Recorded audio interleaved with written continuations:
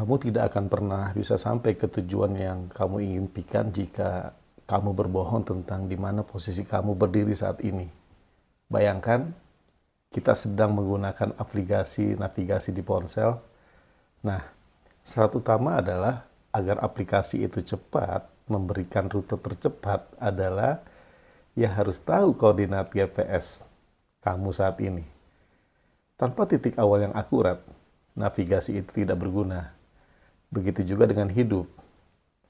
Di video keempat ini, kita akan melakukan mapping, sebuah diagnosa jujur terhadap realitas teman-teman tanpa drama dan tanpa alasan.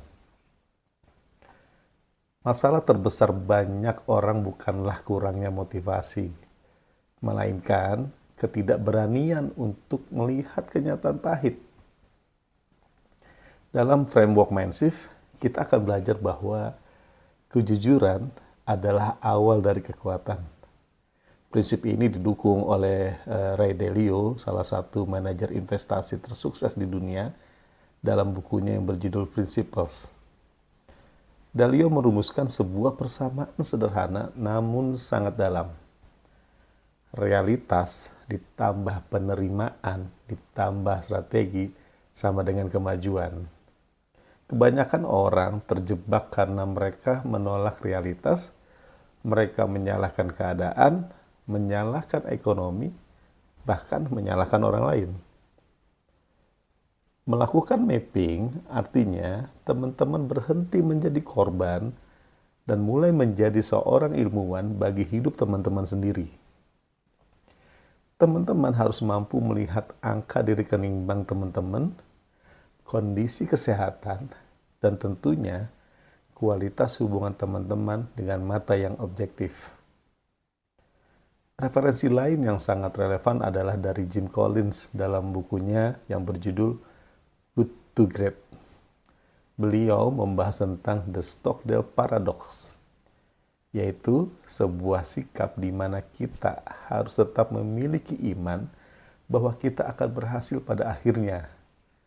Namun, di saat yang sama, kita harus berani menerima fakta paling pahit dari realitas kita saat ini, betapapun buruknya itu. Lalu, bagaimana cara melakukan mapping secara praktis?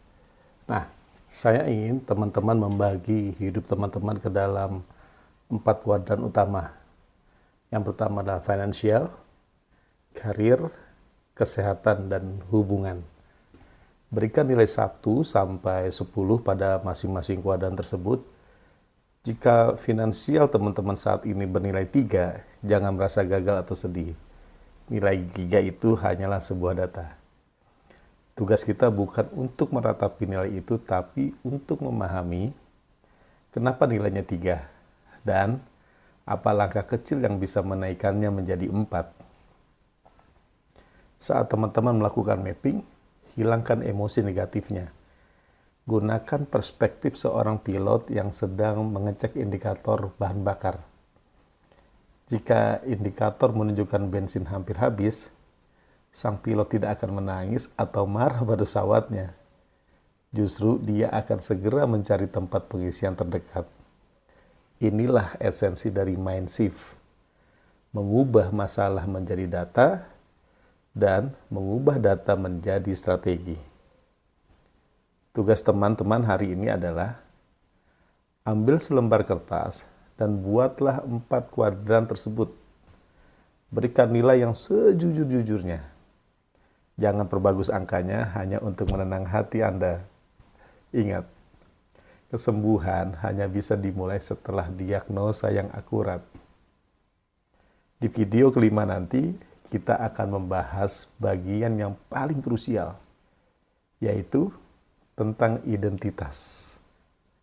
Kita akan belajar mengapa mengubah perbuatan saja itu tidak cukup jika teman-teman belum mengubah siapa dari teman-teman.